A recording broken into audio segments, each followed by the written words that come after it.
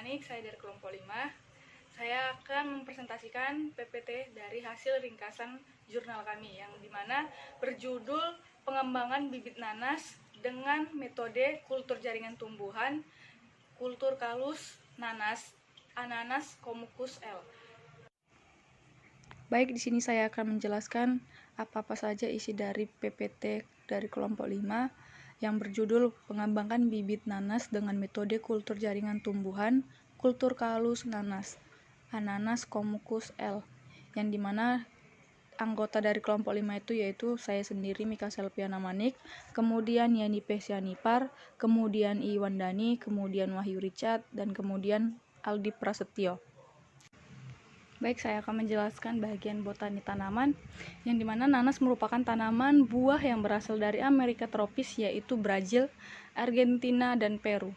Tanaman nanas telah tersebar ke seluruh penjuru dunia, terutama di daerah Khatulistiwa, yaitu antara 25 derajat lintang utara dan 25 derajat lintang selatan.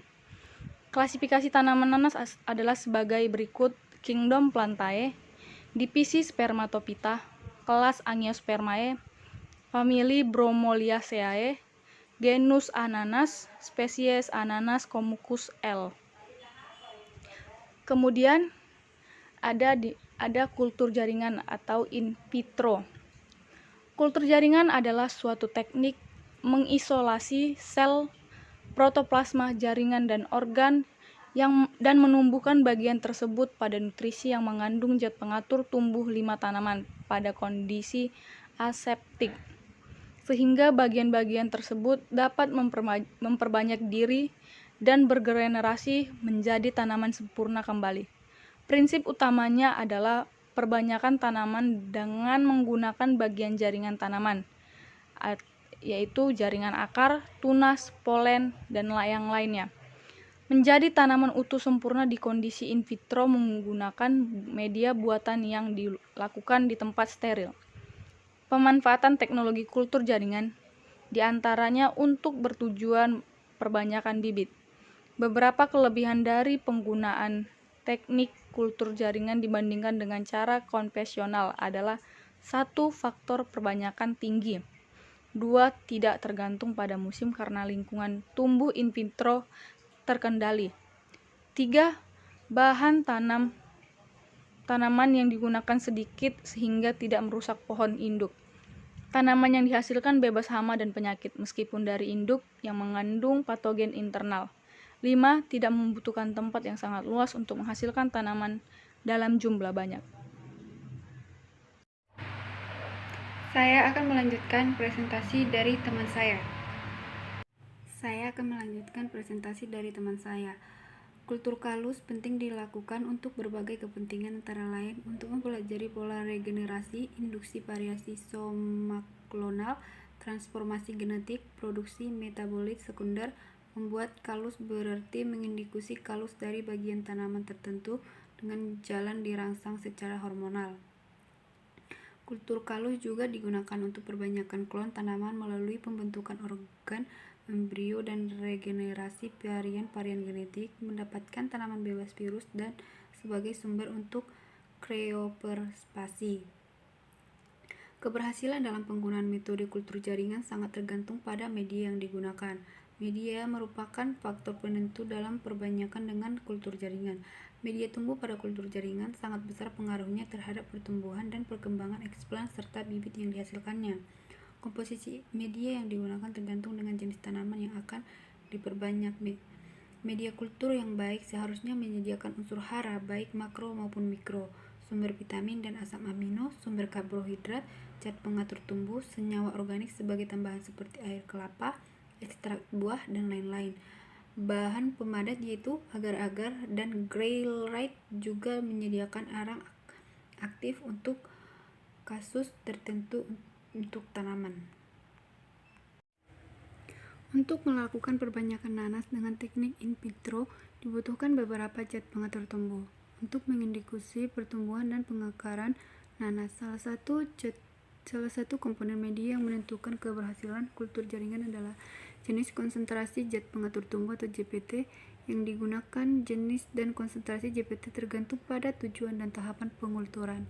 Adapun untuk membentuk tunas GPT yang sering digunakan adalah golongan sitokinin seperti benzylaminopurin atau BAP. Penanaman sitokinin dalam media pada umumnya sangat diperlukan pada tahap induksi maupun penggadaan tunas. Penelitian ini ingin meneliti lebih jauh pengaruh GPT, BAP, dan IAA dalam menginduksi tunas in vitro nanas sehingga pengembangan varietas unggul nanas dapat dimulai direalisasikan. Sampel yang digunakan dalam penelitian ini adalah mahkota nanas, lalu dikembangkan di laboratorium. Untuk lanjutan digunakan tunas in vitro. Alat dalam penelitian ini antara lain laminar airflow cabinet atau LAFC, autoclave, pemanas, timbangan analitik, lemari pendingin, dan alat-alat kultur jaringan standar. Alat yang digunakan dalam penelitian ini adalah autoclave, oven listrik, laminar airflow, petri dish, pinset, bunsen, beaker glass, spatula, pipet, gunting, hand sprayer, timbangan analitik, blender, pH meter, saringan labu ukur, hot plate, sendok kaca, botol kultur, skalpel, aluminium foil, plastik buah, karet, termometer suhu ruangan, dan rak kultur serta alat tulis. Bahan yang digunakan adalah alkohol 96% dan 70%, NaOH1n, HCH1n1n, aqua steril, deterjen, agar-agar, kertas label, tisu, sukrosa, media murahik N-Scoop atau MS, myo-inositol, polipinil, polipirolidon atau PVVV, CA patenat, GPT-BAP, GPT-IAA. Bahan yang digunakan dalam penelitian ini adalah planet tanaman nanas, media MS padat, ekstrak jagung muda, kinetin, aquades, alkohol 95%, agar-agar, dan kertas label. Saya di sini akan melanjutkan presentasi dari Yeni P. Sianipar. Hasil dan pembahasan. Kondisi umum. Kultur telah menunjukkan pertumbuhan pada umur 1 minggu setelah tanam atau MST, ditandai dengan pemanjangan daun-daun yang terpotong dan terbentuk daun baru. Selain itu, pada dasar eksplan mulai terlihat munculnya mata tunas dan langsung bergenerasi membentuk tunas. Tunas mulai terbentuk pada 1 MST dan terus meningkat sampai 4 MST. Eksplan sangat responsif dan langsung membentuk tunas dalam media MSO. Apabila eksplan mempunyai titik tumbuh dengan sel-sel meristematik ditanam dalam media regenerasi yang tepat, maka sel tersebut dapat langsung membentuk tunas. Hasil analisis ragam jumlah tunas eksplan subkultur 1, subkultur 2, dan subkultur 3 dalam media MSO dapat dilihat pada tabel 1.BA, NA, dan interaksi keduanya berpengaruh sangat nyata terhadap jumlah tunas yang terbentuk dalam media dasar MSO. Sitokinin bersamaan auksin sangat berperan dalam pembentukan tunas. Waktu terbentuknya kalus. Kalus mulai terbentuk 14 hari setelah induksi atau hasil perlakuan kinetin 0,5 ppm tambah 2,4 D 2 ppm dan kinetin 1 ppm tambah 2,4 D 1 ppm sampai hari ke-17 setelah induksi Hasil perlakuan kinetin 0 ppm tambah 2,4 D 2 ppm. Daun yang tidak ditempatkan pada media MS tanpa pemberian GVT 2,4 D dan kinetin tidak menghasilkan kalus sampai akhir penelitian. Kemudian akan dilanjutkan oleh teman saya. Perkenalkan, nama saya Iwan Dani Sinurat. Saya akan melanjutkan presentasi teman saya. Saya Iwan Dani Sinurat akan melanjutkan warna kalus yang muncul. Beragam kalus yang dihasilkan dari perlakuan kinetin 0,5 ppm tambah 2,4 D 1 ppm berwarna coklat, skor 1, diikuti dengan warna putih kecoklatan.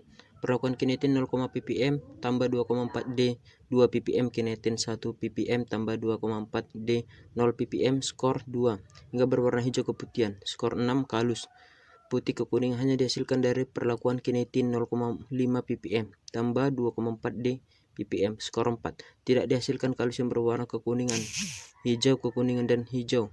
Warna daun mengalami perubahan setelah 7 HSI seterusnya dan mengalami pembengkakan.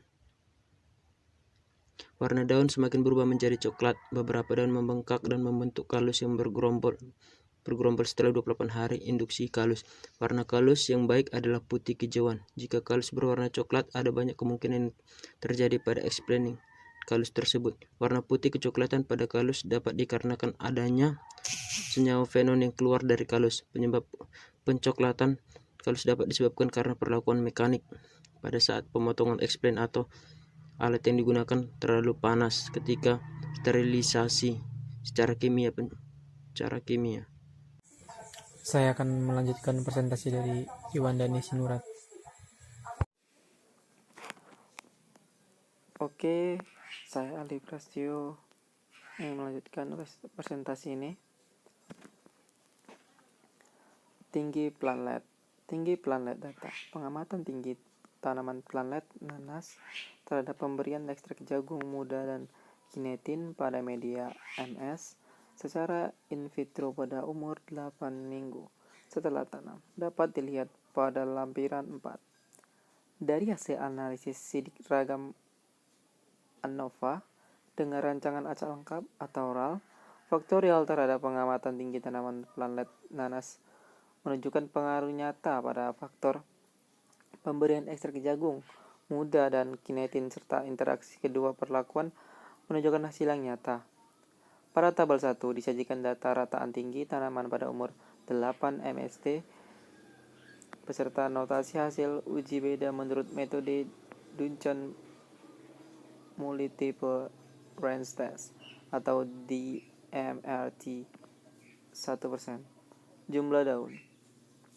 Data pengamatan jumlah daun dengan pemberian ekstrak jagung muda dan kinetin pada media MS secara in vitro terhadap pertumbuhan planet nanas serta sidik ragamnya dapat dilihat pada lampiran 5. Dari hasil analisa sidik ragam ANOVA dengan rancangan acak 14 lengkap atau RAL, faktorial terhadap pengamatan jumlah daun planet nanas menunjukkan pengaruh tidak nyata pada perlakuan pemberian ekstrak jagung muda dan kinetin pada media MS secara in vitro serta interaksi kedua perlakuan berpengaruh tidak nyata. Pada tabel 2 disajikan data pertambahan jumlah daun planet nanas pada umur 8 MST. Kesimpulan, warna kalus mulai dari warna coklat, putih, kecoklatan putih, kekuningan sampai hijau keputihan. Ada pengaruh nyata GPT 2,4 -D, sementara kinetin tidak berpengaruh nyata. Interaksi keduanya memperlihatkan pengaruh nyata terhadap biomasa kalus. Kinetin 2,4 D berpengaruh nyata terhadap tinggi tumpukan kalus. Namun interaksi keduanya memperlihatkan pengaruh sangat nyata. Tekstur kalus bersifat kompak dan perlakuan tanpa kinetin atau kinetin dosis rendah dengan peningkatan dosis kinetin dan 2,4 -D. Tekstur kalus bersifat remah dan bernodul.